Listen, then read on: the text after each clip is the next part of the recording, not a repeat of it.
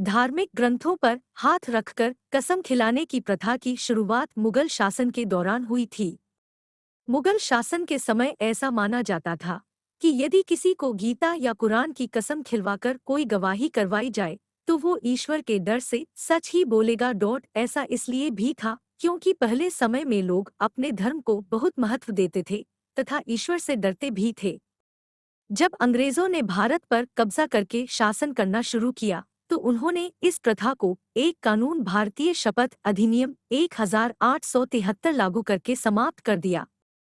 धार्मिक ग्रंथों पर हाथ रखकर कसम खिलाने की प्रथा का अंत होने के बाद अंग्रेज सरकार ने अपने बनाए कानून भारतीय शपथ अधिनियम 1873 में यूनिवर्सल गॉड यानी एक ईश्वर का कॉन्सेप्ट कर दिया। और अब शपथ किसी धर्म विशेष की किताब पर हाथ न रखकर केवल ये होती थी, मैं ईश्वर की शपथ लेता हूँ, मगर कौन से ईश्वर की, ये उस व्यक्ति के धर्म अनुसार अपने आप मान ली जाती थी।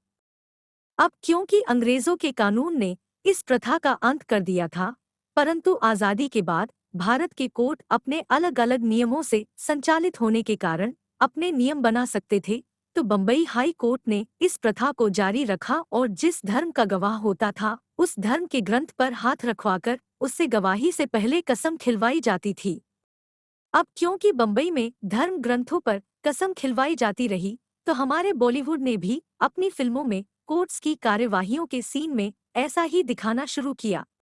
अब क्योंकि फिल्मों में ये सीन लगातार दिखाया गया कि गवाह गवाही से पहले गीता पर हाथ रखकर कहता था कि जो कुछ भी कहूँगा सच कहूँगा, सच के सिवा कुछ नहीं कहूँगा, तो इस कारण से आपके सवाल की उत्पत्ति भी हुई और मेरे वकील बनने तक भी आपका सवाल मेरे भी दिमाग में केमिकल लोचा करता रहा।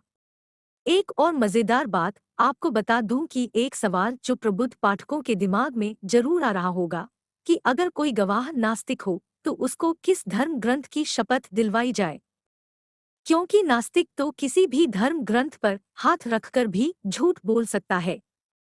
तो ये सवाल हकीकत में भी 28वीं लॉ कमीशन रिपोर्ट में उठा कि कोई नास्तिक तो किसी भी धर्म ग्रंथ की झूठी कसम खा सकता है।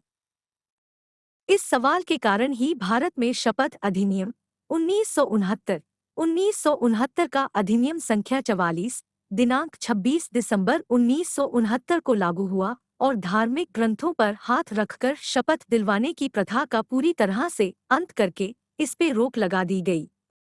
तो कैसी लगी ये जानकारी? नीचे कमेंट बॉक्स में अपना कमेंट जरूर लिखिएगा।